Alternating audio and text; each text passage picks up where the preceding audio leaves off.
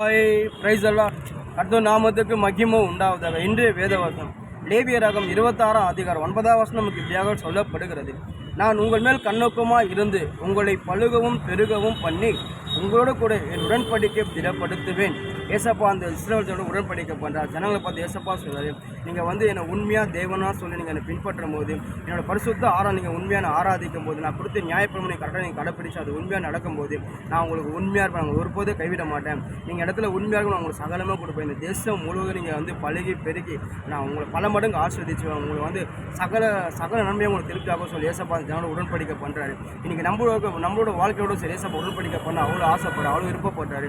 இஸ்ரவேலை ஆசீர்வதிப்பே அவர் பிரியமாக இருக்குது. அவர் ஆசீர்வதி ரெடியாக இருக்கார். நம்ம ஒன்று அவருக்கு நம்ம எப்பவுமே அவருக்கு உண்மையாக இருக்கும்போது நம்ம எப்பவுமே அவரை விசுவாசிக்கும் போது நம்ம எப்பவுமே அவரே எந்த சூழ்நிலை நம்ம அவர்கிட்ட வேலைகமாக பின்பற்றும் போது அவர் நம்ம சகலமும் கொடுப்பாரு.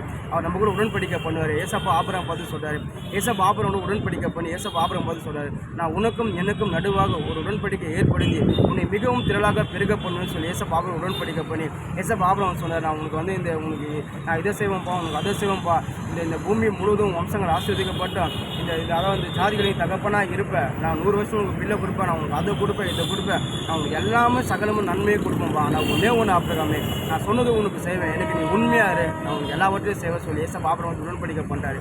ஆபிரகாம் எல்லாவற்றிலும் கர்த்தருக்கு உண்மையாக இருந்தார். அவர் கர்த்தர் சொன்னதில் ஆபிரகாம் செஞ்சார். இன்றைக்கி நம்மளோட வாழ்க்கையிலும் சரி ஏசப்பாக்கும் நமக்கு உண்மையாக இருக்கும்போது நம்ம ஏசப்பாக்கு நம்ம அவர் மேலே நம்ம விசுவாசி நம்ம அவரே பின்பற்றும் போது நம்ம சகலமும் கொடுப்பார். சகல பறிப்பதை நம்மளை ஆசிரிச்சு நம்ம தலையை உயர்த்தி இந்த பூமி முழுவதும் நம்ம பழகி பெருகும்படி கர்த்தர் செய்வார்.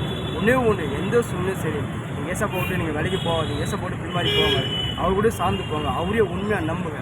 அவரே நீங்கள் தெய்வம் நீங்கள் நம்பிட்டீங்கன்னா அவர் ஒருபோதும் கைவிட மாட்டார். உங்களுக்கு சகலமும் கொடுப்பாரு, உங்களை திருப்தியாக்கி உங்களை சந்தோஷமாக நடத்துவார். உங்களை பழகி இந்த பூமியில் நீங்கள் பழகி பெருகி நீங்கள் நிரப்பி உங்களை பல மடங்கு கர்த்தர் ஆசீர்வதித்து உங்களை கைவிட மாட்டார். முடிவு பண்ணுறது அவர் நம்புங்க. நம்பி